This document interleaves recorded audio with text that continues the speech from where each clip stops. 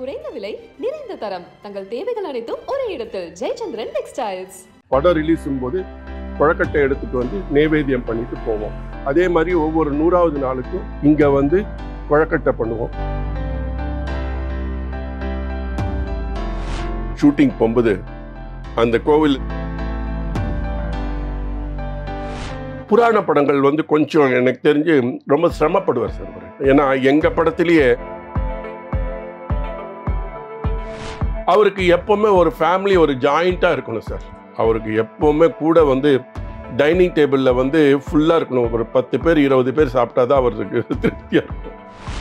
அந்தமான் காதலியும் போது நானும் கமலாமாவும் பொழுது போலன்னு தாயக்கட்டு விளையாடிருந்தோம். இவர் வந்து அடி பொண்டாட்டி இது சரியா இருக்காடி அப்படின்னு கேட்டாரு.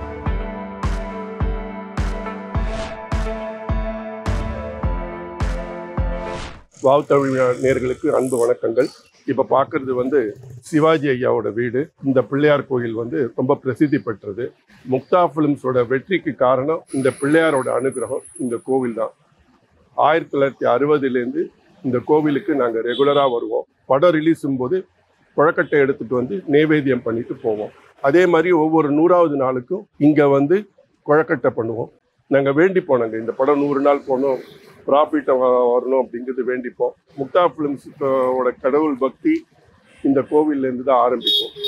இப்போ பரீட்சைக்கு பாஸ் ஆகணுமோ, நிறைய ஒரு கல்யாணம் நடக்கணுமோ, எல்லாத்துக்கும் இந்த கோவிலுக்கு வருவோம். இதுக்கு முன்னாடி மணிகுந்தன் ஒரு சாஸ்திரி இருந்தார். அவருக்கு அப்புறம் மோகன்கிறவரை இப்போ பார்த்துக்கிட்டு இருக்காரு.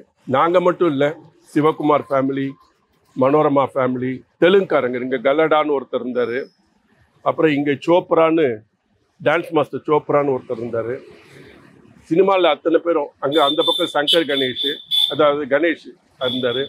எல்லாருமே இங்கே வரும். சிவகுமார் ஐயா, இந்த மாதிரி நிறைய ப்ரொடியூசர்ஸ் இருந்தாங்க. ஜெயசுதா இருந்தாங்க, அதுக்கப்புறம் பானுமதி இருந்தாங்க. சினிமா வர்க்கத்தினர் எல்லாருமே இந்த கோவிலில் ஒரு கும்பிடு போட்டு அவங்க சேவிச்சுட்டு போனால் தான் நல்லது நடக்கும். இப்போ சிவாஜி ஐயா ஃபேமிலி தான் நடத்திட்டு இருக்காங்க. ஐ திங்க் அவங்க பேபி அம்மாவும் புனிதா அம்மாவும் பண்ணிட்டு இருக்காங்க. சிவாஜி ஐயா அடிக்கடி வருவாங்க. அவங்க பட பூஜைக்கு எல்லாமும் இங்கே தான் வந்து பூஜை நடத்திட்டு போவாங்க. ஸோ அப்படிப்பட்ட கோவில் இது. ஸோ முக்தா ஃபிலிம்ஸ்க்கு ஒரு பெரிய தூணாக இருக்கிறது, ஒரு பெரிய அனுகிரகம் கொடுத்தது இந்த கோவில். வணக்கம் முக்தா ரவி சார். வணக்கம் சார். சிவாஜி சார் கோவில் எங்கெல்லாம் காமிச்சிங்க. அந்த கோவில் எப்போ கட்டப்பட்டது சார்? பிஃபோர் 60 இருக்கும் சார், 59 அந்த மாதிரி இருக்கும். அது நேர்குத்து, அந்த ரோடு நேர்குத்துன்னு சொல்லுவாங்க, முச்சந்தி, அதனால அந்த கட்டியிருப்பாங்கன்னு நினைக்கிறேன். ரொம்ப ஒரு சக்தி வாய்ந்த கோவில் சார், ரொம்ப சக்தி வாய்ந்த கோவில். எங்கள் ஃபேமிலி மட்டும் இல்லை, மனோரமா ஃபேமிலி, அதுக்கப்புறம் கல்லடான்னு ஒருத்தர் இருந்தார், ஒரு நார்த் இந்தியன். அவங்க சோப்ரா, டான்ஸ் மாஸ்டர் சோப்ரா, அவங்க ஃபேமிலி, சிவகுமார் ஃபேமிலி, அப்போ ஜெயசுதா இருந்தாங்களே, ஜெயசுதா ரெகுலராக அந்த கோவிலுக்கு வருவாங்க. ஆனால் கோவில் பார்த்தா இவ்வளோட்டு தான் இருக்குது, சின்னதாக இருக்கும், குட்டி பத்மினி. இப்போ கடைசியாக மனோபாலா இருந்தார். மனோபாலா அந்த திருவழியாக போகும்போது அந்த கோவிலை சேவிச்சுட்டு போவார். பிரசித்தி பெற்ற கோவில் அது. இப்போ 2010 அந்த கோவில் கும்பாபிஷேகம் பண்ணாங்களே. 2010 அந்த கும்பாபிஷேகம் பண்ணாங்க. சிவாஜி சார் டெய்லி ஷூட்டிங் போகும்போது அந்த கோவிலில் சேவிச்சுட்டு அப்புறம் தான் அவர் வண்டி எடுத்து. சிவாஜி வந்து ஒரு காலத்தில் வந்து திராவிடன் பாலிடிக்ஸில் இருந்தவர். அப்படிதான் அவருக்கு ஆன்மீகத்தில் ரொம்ப ஈடுபாடு உண்டு. அது ரொம்ப வருஷத்துக்கு முன்னாடி சார். அது இங்கே வந்ததுலேருந்து அவர் வந்து கடவுள் பக்தி இருந்தது. சிவாஜி சார் வந்து பேசிக்காக அவங்க ஃபாதர் வந்து காங்கிரஸ்காரர், விடுதலை போராட்ட தியாகி. அவர் வந்து ஜெயிலில் இருந்தார் அவர். ஸோ அதனால் இவர் அந்த ஒரு இன்ஃப்ளூயன்ஸ் இருந்தது சிவாஜி. முதல்ல நாடகத்தில் இருக்கும்போது வேணும்னா அவருக்கு அந்த திராவிடியன் இது வந்திருக்கும். பட் ஆனால் பேசிக்காக அவருக்கு கடவுள் பக்தி ஜாஸ்தி. அது காரணம் எப்படி சார்? இந்த ஏபி நாகராஜன் சார் அந்த மாதிரி ஆட்களோட நட்பா இல்லை? அப்படி இல்லை சார். அவர் பொதுவாகவே அவங்க வீட்டில் எல்லாருமே அந்த மாதிரி இது உண்டு சார். அவங்களுக்கு அவங்க வீட்டில் எல்லாருக்குமே கடவுள் பக்தி உண்டு. ஏபி நாகராஜன்லாம் அப்புறம் தான், அதுக்கு இதுக்கு சம்மந்தமே கிடையாது. அவருக்கு ரொம்ப பிடிச்ச கடவுள் யார் சார் சிவாஜி? அப்படின்னு இல்லை சார், எல்லா கடவுளும் பிடிக்கும். பிள்ளையார் கோயிலுக்கு அடிக்கடி சேவிச்சுட்டு போவார் அவர். பிள்ளையார் கோயிலில் சேவிச்சுட்டு காலம்புற அப்படியே பட்டை எடுத்துன்னு தான் போவார். 3 பட்டு இது பண்ணுவார். அவருக்கு பிடிச்ச கடவுள் என்னன்னா நாடகமும் சினிமாவும் கடவுளாக நினச்சிருந்தார். நீங்கள் அவர் மேக்கப் போடும்போது ரொம்ப இதுவாக இருக்கும். ஃபஸ்ட்டு இங்கே பொட்டு வைப்பாங்க. பொட்டு வச்சோடனே அப்படியே கண்ணை மூடிட்டு அப்படியே வேண்டிட்டு இருப்பார். 2 நிமிஷம் வேண்டினதுக்கு அப்புறம் தான் மேக்கப்பே போட ஆரம்பிப்பாங்க. நிறைய ஆன்மீக படத்துல நடிச்சிருக்காரு சிவாஜி. அந்த டைம்ல வந்து ஒரு விரதம் இருக்கிறது அந்த மாதிரிலாம் பண்ணுவாரா? ஆமாம் சார், அது வந்து இருப்பாங்க சார். ஏன் பரீட்சைக்கு நேரமாச்சும் போது பூணூல் போட்டிருந்தார். அசல் பிராமண இதுவாக தான் சார் இருந்தார். போட்டதால அது புனிதத்தை இருப்பார். அதில் காம்ப்ரமைஸே பண்ண மாட்டார் அவர். ஐயா எனக்கு தெரிஞ்சு இதுக்கு போவார், நம்ம சபரிமலைக்கு போவார். சபரிமலைக்கு போகும்போது ரொம்ப ஸ்ட்ரிக்டாக இருப்பார். இந்த 45 நாள் அவர் பிரபு அது ஒரு குரூப் இருக்கும். இப்போ வந்துட்டு அந்த விநாயகர் கோவில் வச்சிருக்காரு இல்லையா, அங்கே வந்து விநாயகர் சதுர்த்தி வந்து ரொம்ப விசேஷமாக கொண்டாடப்படும். ரொம்ப விசேஷமாக இருக்கும். கோவிலுக்கு நிறைய அவர் பண்ணியிருக்காரு சார். அது மட்டும் இல்லாமல் அவர் மாங்காடு, திருவேற்காடு அந்த கோவிலுக்கு நிறைய பண்ணியிருக்காரு. இப்போ இலங்கையில் கூட ஒரு கோவிலுக்கு யானையை கொடுத்துருக்காரு. ஆமாம், இலங்கை கொடுத்துருக்காரு. ஐ திங்க் குருவாயூரில் கூட கொடுத்துருக்காருன்னு நினைக்கிறேன். கடவுள் நம்பிக்கை உண்டு, அதுக்கு உண்டானது. அதே மாதிரி அவங்க ஒய்ஃப் கமலாம்மா அவங்களும் ரொம்ப பக்தி ஜாஸ்தி. இது பண்ண திருப்பதிக்கெல்லாம் போவார். இப்போ வந்து நடிகரோட பிறந்தநாள்னாக்கா அது வேற லெவலில் வந்துட்டு ட்விட்டர், இன்ஸ்டா அந்த மாதிரி ஒன்று கொண்டாட்டமாக இருக்குது. அந்த காலகட்டத்தில் சிவாஜி கணேசனுடைய பிறந்தநாள் வந்து எப்படி நடக்கும்? 75 மட்டும் காமராஜர் வருவார். அவர் அந்த பர்த்டேனுக்கு விஷ் பண்ணுவார். ஆர் இவர் போய் காமராஜர்கிட்ட ஆசி வாங்கியிருப்பார். பல தலைவர்கள் வருவாங்க. லதா மங்கேஷ்கர் வந்து விஷ் பண்ணுவாங்க. ஆமாம், பிறந்தநாளைக்கு விஷ் பண்ணுவாங்க. பெரிய பெரிய இந்தி ஆக்டரில் சுனில் தத்து, அப்போ இருக்கிற டாப் ஹீரோஸ் வந்து அவருக்கு விஷ் பண்ணுவாங்க. இங்கே நடிக்கிற நடிகர்களும் அவங்க விஷ் பண்ணுவாங்க. ப்ரொடியூசர்ஸ் விஷ் பண்ணுவாங்க. நாங்களும் போய் விஷ் பண்ணிட்டு வருவோம். ரசிகர்கள் சந்திப்பாரா? எந்த மாதிரி விருந்து? இல்லை, ரசிகர்கள் தான் சந்திப்பார். அது தனியாக இருக்கும். காலம்பரை இங்கே முடிச்சுட்டு அதுக்கப்புறம் ரசிகர்களை சந்திப்பார். கட்சி அப்போ இருந்தது இல்லையா, காங்கிரஸ் கட்சி, அந்த தொண்டர்களை சந்திப்பார். இதெல்லாம் நடந்தது. 75க்கு அப்புறம் இந்திரா காந்தி விஷ் பண்ணியிருந்தாங்க. ராஜீவ் காந்தி விஷ் பண்ணுவார். இதெல்லாம் நடந்தது. எல்லா தலைவர்களும் அவரை விஷ் பண்ணுவாங்க. கலைஞர் விஷ் பண்ணுவார். எல்லாருமே விஷ் பண்ணுவாங்க. நீங்கள் அவருடைய பிறந்தநாள் விருந்து ஏதாவது கலந்துட்டு இருக்கீங்களா? நான் கலந்தது இல்லை. அப்பா தான் போவாங்க. மதியம் விருந்து இருக்கும். மதியம் விருந்து இருக்கும். அது வந்து இருக்கும். சில சமயம் அந்த கும்பல் ஜாஸ்தியாக இருக்கும். நாங்கள் விருந்தில் இருக்க மாட்டோம். நாங்கள் ஏன்னா சமபந்தி மாதிரி தான். சீரியஸான கேரக்டர் பண்ணியிருக்காரு. இப்போ சுதந்திர போராட்ட தியாகி அந்த மாதிரி பண்ணியிருக்காரு. இன்னொரு ஜோனரில் வந்துட்டு அந்த கால புராண கால கேரக்டர்கள் பண்ணியிருக்காரு. இன்னொரு பக்கம் வந்து காமெடி பண்ணியிருக்காரு. இதில் அவருக்கு ரொம்ப ரசிச்சு பண்ணுறது எது சார்? அவருக்கு எது ரொம்ப பிடிக்கும்? அவர் புராண படங்கள் வந்து கொஞ்சம் எனக்கு தெரிஞ்சு ரொம்ப சிரமப்படுவார் சார் அவர். ஏன்னா எங்கள் படத்திலேயே நிறைகுடத்தில் வந்து அவர் பிரம்மனா நடிப்பார். ட்ரெஸ்ஸு, காஸ்டியூம்ஸு இதெல்லாம் வந்து அதுக்கேற்ற மாதிரி பண்ணிட்டு டயலாக் டெலிவரி அந்த இலக்கிய நடையோடு இருக்கணும். அதனால் அதுக்கெல்லாம் வந்து அவர் ரொம்ப சிரமப்படுவார். அவர் ரொம்ப சிரமப்படுவார்னா என்ன, ரொம்ப ஜாஸ்தி எஃபர்ட் எடுத்து பண்ணுவார். இப்போ நிறைய ஊர்களுக்கு வந்து ஷூட்டிங் போயிருப்பார். இப்போ தமிழ்நாட்டில் அவருக்கு கால்படாத இடமே இருக்காது. மற்ற மாநிலங்களையும் சரி, வெளிநாடுகளும் நிறைய இடத்துக்கு போயிருக்காரு. அவருக்கு ரொம்ப பிடிச்ச ஊர் எது சார்? அவர் எனக்கு தெரிஞ்சு அவருக்கு பிடிச்ச ஊர் சூரக்கோட்டையாக தான் இருக்கும். ஏன்னா அவருக்கு அங்கே தான் அந்த வீட்டில் போய் இருந்துட்டு அங்கே கொஞ்ச நாள் இருந்துட்டு வருவார். பொங்கல் வந்து அங்கே ரொம்ப விமர்சையாக கொண்டாடுவாங்க இல்லையா? பொங்கல் விமர்சையாக கொண்டாடுவார். சூரக்கோட்டையில் தான் கொண்டாடுவார். சூரக்கோட்டையில் தான் தீபாவளி இங்கே. ஆமாம், பொங்கல் வந்து சூரக்கோட்டையில். சூரக்கோட்டை. அவருக்கு எப்போவுமே ஒரு ஃபேமிலி ஒரு ஜாயிண்ட்டாக இருக்கணும் சார். அவருக்கு எப்போவுமே கூட வந்து டைனிங் டேபிளில் வந்து ஃபுல்லாக இருக்கணும். ஒரு 10 பேர் 20 பேர் சாப்பிட்டா தான் அவருக்கு திருப்தியாக இருக்கும். அதுமாதிரி அவங்க வேலைக்காரங்க சரி எல்லாருமே வந்து அவர் இருக்கிற வரைக்கும் அந்த குடும்பம் வந்து கூட்டு குடும்பம் தான் அப்படியே தான் இருந்துச்சு. ஆமாம், அவர் இருக்கிற வரையில் கூட்டு குடும்பமாக இருந்தது. சொந்தக்காரங்க வருவாங்க, எல்லாரும் வருவாங்க. அவங்க வந்து சிஸ்டர் சன்ஸ் தானே, அவங்க தானே பொண்ணு எடுத்திருக்காங்க. ஸோ அவங்க எல்லாருமே இங்கே தான் இருந்தாங்க. மாப்பிள்ளை இருந்தார், நம்ம வேணுகோபால் இங்கே இருந்தார், எல்லாருமே இங்கே தான் இருந்தார். அதேமாதிரி சண்முகம் இருந்தார். சண்முகம் தான் இன்சார்ஜ் அங்கே. அவர் தான் கம்ப்ளீட்டாக இது பண்ணுவார். இப்பயும் அந்த வீட்டில் வந்து இவர் இருக்காங்க, சண்முகம் பசங்களாமும் அங்கே தான் இருக்காங்க. சண்முகமோட ஒய்ஃப் அங்கே இருக்காங்க.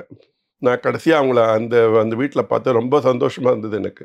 இப்போல்லாம் எல்லாம் கூட்டு குடும்பம் தானே, யாருமே பார்க்க முடியாது. சண்முகம் ஒய்ஃப் வந்தாங்க. வந்த உடனே இவங்க வாங்க சித்தி அப்படின்னு இது பண்ணாங்க, அழைச்சிட்டு போனாங்க. ஸோ அந்த வீடு வந்து ஒரு கூட்டு குடும்பமாக இன்றைக்கும் அவங்க மெயின்டைன் பண்ணுறாங்க சார். அது ஒரு பெரிய விஷயம். எனக்கு தெரிஞ்ச ஒரு விஷயம் சொல்கிறேன். அவர் வந்து நேர்மையில் வந்து ரொம்ப ஜாஸ்தி. அதாவது அவங்களுக்கு ரொம்ப எத்திக்ஸ் ஜாஸ்தி. இதெல்லாம் வந்து இப்போ பண்ணக்கூடாது, இதெல்லாம் பண்ணணுங்கிறது. ஒரு இன்சிடெண்ட் எனக்கு தெரிஞ்சு, ஒரு தடவை சண்முகம் சார் வந்து பெரியப்பாவை வந்து வரசொல்லி சொன்னார். வரசொல்லிட்டு இந்த மாதிரி எனக்கு அர்ஜென்ட்டாக ஒரு பெரிய பணம் எனக்கு வேணும். நாளைக்கே வேணும்ட்டார். சரி அப்படின்னு எனக்கு செக்காக வேணும் அப்படின்ட்டார். அப்போல்லாம் வந்து பெரிய பணம் செக்காக கிடைக்கிறது கஷ்டம். அப்புறம் அப்பா வந்து ஏதோ ஒரு இடத்துல பேசி ரெடி பண்ணிவிட்டு கொண்டு வந்து இது பண்ணி என்னையும் தான் அழைச்சிட்டு போனார். நாங்கள் 2 பேரும் போனோம். போய் சண்முகம் சார்ட்டு போய் கொடுத்தோம். அப்போது அவர் சொன்ன சண்முகம் சார், அந்த பிளட்டி பிளாக் ஆர்ட் வந்து அப்படின்னு யாரை சொல்கிறீங்க அப்படின்னு.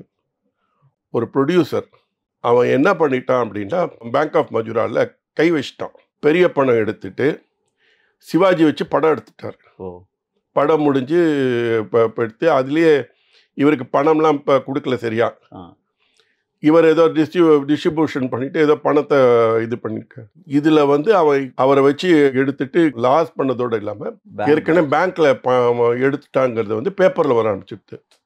பேப்பரில் வந்து சிவாஜி பட தயாரிப்பாளர் பேங்க் ஆஃப் மஜூராவிலேருந்து கையாடல் பண்ணாருன்னு வந்துடுது. அதில் எவ்வளோ பேர் டெபாசிட் பண்ணியிருப்பாங்க, எவ்வளோ பேர் பணம் போட்டிருப்பாங்க, இதெல்லாம் பார்க்காம அந்த பிளாக் ஆர்ட் வந்து இப்படி பண்ணிட்டான்னு சொல்லிட்டு அந்த படத்துக்கு உண்டான ஷூட்டிங் செலவு, அந்த படத்துக்கு இவர் வாங்கின சம்பளம் எல்லாத்தையும் சேர்த்து ஒரு பெரிய அமௌண்ட்டை கொண்டு போய் அந்த பேங்க் ஆஃப் மஜூராவில் கொடுத்துட்டு வந்தார். அவர் சொன்னார், நாளைக்கு நம்ம பசங்க நல்லா இருக்கணும்ப்பா, அவங்களுக்கு எந்த விதமான இதுவும் இருக்கக்கூடாது, வயத்தறிச்சல் அப்போ படக்கூடாது. இந்த பாருப்பா, நம்ம இப்போ கஷ்டப்பட்டு சேர்த்த பணம் ஏதோ ஒரு ஆள் எடுத்துகிட்டு போயிட்டான், கடைசியில் சிவாஜிக்கு அந்த பணம் எல்லாம் போய் சேர்ந்துருக்கு, நம்ம அப்படின்னு ஒரு வயத்தறிச்சல் வரும் அப்படின்னு சொல்லிட்டு கொடுத்துட்டு பேப்பர்லேயே அனௌன்ஸ் பண்ணிட்டார். ஸோ அந்த மாதிரி அவங்களுக்கு பணங்கிறது வந்து அவருக்கு ஒரு நிறைய பேர் அவருக்கு பாக்கி வச்சுருக்காங்க. அது அவர் பெருசாக இது பண்ண மாட்டார். சம்பளத்தில் கட்டண்டிட்டாக இருக்க மாட்டார். சம்பளத்தில் பேசுவார், இவர் தான் பேசுவார், சண்முகம் தான் பேசுவார், இது பண்ணார். ரொம்ப அதே மாதிரி வச்சாதான் உனக்கு நான் வந்து நடிப்பேன்னு பண்ண மாட்டார். எனக்கு தெரிஞ்சு ஜெய்சங்கர் வந்து ரொம்ப லீனிட்டு. அவர்கிட்ட கிட்டத்தட்ட கிலோ கணக்கில் பவுன்ஸ் செக் இருக்கும். அவர் இதுன்னு சிவாஜியும் அந்த மாதிரி அவர் ரொம்ப ஜாஸ்தி ப்ரெஷர் பண்ண, பரவாயில்ல விட்டுறா, அடுத்த படத்துக்கு பார்த்துக்கலாண்டா அப்படின்னு. எனக்கு தெரிஞ்சு நிறைய ஏகப்பட்ட ப்ரொடியூசர்ஸ் இருந்தாங்க. சண்முகம் அடுத்த படத்துக்கு பார்த்துக்கலாம், நீ சொல்லிடு நின்று அப்படின்பா. ஒரு கட்டத்தில் சிவாஜி தயாரிப்பாளராகவும் மாறினார். அப்போ தயாரிப்பாளராக மாறினப்போ உங்கள் அப்பா கிட்ட பெரிய பொருள் அட்வைஸ் கேட்பாரா? நாங்கள்லாம் வரத்துக்கு முன்னாடியே அவர் வந்து டிஸ்ட்ரிபியூஷன் இதெல்லாம் பண்ண ஆரம்பிச்சார் சார். அவருக்கே தெரியும் அவருக்கு. ஆமாம், சிவாஜி ஃபிலிம்ஸ் டிஸ்ட்ரிபியூஷனுங்கிறது வந்து ஐ திங்க் 58 59 ஆரம்பிச்சிருச்சு. அவங்க ஹிந்தி படம்லாம் பண்ண ஆரம்பிச்சுட்டாங்க. நிறைய ஹிந்தி படம்லாம் பண்ணாங்க அவங்க. ஸோ அதனால் அவங்க வந்து ஐ திங்க் 64 புதிய பறவை ப்ரொடக்ஷன் பண்ணார். 64 நாங்கள் அவரோட கான்டாக்டில் இல்லை. அது அவருக்கு ப்ரெஷர் இருக்காது இல்லை? எல்லாத்தையும் அவங்க பிரதர் பார்த்துக்குவாரா? பிரதர் பார்த்துப்பார். அவர் பிரதர் கம்ப்ளீட்டாக ப்ரொடக்ஷன் பார்த்துப்பார். சிவாஜி சார் எதுவுமே நடிக்கிறதோட சரி, மேக்கப் போட்டு நடிக்கிறதோட சரி. அவர்கிட்ட ஒரு என்ன ஒரு இதுனா, இந்த கேரக்டருக்குன்னா இந்த மாதிரி ட்ரெஸ்ஸு வேணும் அப்படிங்கிறத இது பண்ணுவோம். ராமகிருஷ்ணன் ஒரு டெய்லர் இருந்தார். அது நடராஜன் அண்ணனுக்கு ஒருவர், அவர் கொஞ்சம் குண்டா இது வந்து அவர் தான் கம்ப்ளீட்டாக அவர் ட்ரெஸ் எல்லாம் போட்டு விடுறது, டையெல்லாம் கட்டி விடுறது. அவர் வந்து வந்தவுடனே அப்பாட்ட வந்து கேட்பாங்க, என்ன மாதிரி கேரக்டர், என்ன ஏது, என்ன மாதிரி ட்ரெஸ்ஸு வேணும், எப்படி கலர் படமா, இது பிளாக் அண்ட் ஒயிட் படமா, அதெல்லாமே முக்கியம். என்ன ஏதுன்னு கேட்டுட்டு அதுக்கேற்ற மாதிரி வந்து பண்ணுவோம். ஒரு வாட்ச் வாங்குறதா இருந்தால் கூட அது அந்த கேரக்டருக்கு ஏற்ற மாதிரி வாட்ச் வாங்கணும். சீக்கோ வாட்ச் வாங்குவாங்க, அந்த மாதிரி இந்த காஸ்ட்லி வாட்ச் வாங்கணும், எல்லாத்தையும் பண்ணுவாங்க. ஷூ அதே மாதிரி. இது வந்து விக்கு வந்து அவ்வளோ பர்ஃபெக்டாக இருக்கணும், கொஞ்சம் பிசுறு இருக்கக்கூடாது. அந்த அளவுக்கு பக்காவாக விக்கு எல்லாமே இதுவாக இருக்கும். இவர் சஜஸ்ட் பண்ண, இவர் நல்லா இவங்க போட்டு காமிப்பான்னு நல்லா இல்லைடா அப்படின்றாரு. அந்தமான் காதலியும் போது நானும் கமலாமாவும் பிரதர்ஸ் இந்த பொழுது போலன்னு தாயக்கட்டு விளையாடிருந்தோம். விளையாடிருக்கிறதுல இவர் நம்ம ரங்கசாமி என்ன இவங்கெல்லாம் வந்து அவருக்கு விக்கு வச்சு இது போட்டுருந்தாங்க, மேக்கப் டெஸ்ட் போட்டுருந்தாங்க. ஓல்டு கெட்டப் அவருக்கு வந்து மீசை வச்சுட்டு இருந்தாங்க. இவர் வந்து ஒவ்வொரு மீசையாக வச்சு அடி பொண்டாட்டி இது சரியா இருக்காடி அப்படின்னு கேட்டாரு. இல்லை மாமா அப்படின்னு ஆடு அப்படின்ட்டு எனக்கு கேட்டது. இன்னொரு மீசை வச்சுட்டு இது சரியா இருக்காடி, இல்லை மாமா அப்படின்னு இப்படியே இல்லை மாமான்னு சொல்லிட்டே இருந்தாங்க. அவருக்கு கோவம் வந்து மீசை வேணாம் ஒன்று வேணாம் அப்படின்னு தூக்கி போட்ட உடனே, மாமா நீங்க மீசை இல்லாம இருந்தா தான் நல்லா இருக்குன்னாங்க. இப்ப பார்த்தாதான் நீங்க வந்து ரொம்ப பணக்காரன இதுவாட்டம் இருக்கீங்கன்னு. அதனால அந்த படத்துல அதனாலயே அந்தமான் கல்ல மீசை இல்லாம தான் நடிச்சார். அவர் எல்லாத்தையும் எடுத்து கேட்டு எடுத்திருப்பாரு. அவருக்கு சில சமயம் கோபத்திலையும் அவருக்கு வந்து ஐயோ இவங்க கரெக்டா சொல்றாங்களே அப்படின்னு அவர் கோவத்துல தான் எடுத்தார் மீசைய. மீசைய வேணாம் ஒண்ணு வேணாம் போ அப்படின்ட்டு தூக்கி போட அப்படின்னு சொல்லு. அப்புறம் இவர் பார்த்துட்டு இப்படி பார்த்துட்டு இந்த பார்த்துட்டு இதுதான் நல்லா இருக்குன்னு அப்புறம் இது பண்ண. அந்த மாதிரி அவரு நிறைய சஜஷன்ஸ் கேட்பாரு. அவர் எல்லாத்தையும் கேட்பாரு. கமலாம்மா கிட்ட கேட்பாரு, கமலாம்மாள்கிட்டையும் கேட்பாரு, ராம்குமார்ட்டையும் கேட்பாரு, பிரபுட்டையும் கேட்பாரு, எல்லாத்தையுமே சஜஷன்ஸ் எல்லாத்தையுமே கேட்பாரு. டைரக்டர்ஸ்டையும் கேட்பாரு, எல்லாத்தையும் கேட்பாரு. நியர்பைட்ட எல்லாமே கேட்பாரு. ரெண்டாவது அவருக்கு இந்த சீன் நல்லா இருந்ததா எல்லாமே அதையும் கேட்பாரு. சிவாஜி சாரை பற்றி பல விஷயங்கள் சொன்னீங்க. மிக்க நன்றி சார். நன்றி சார்.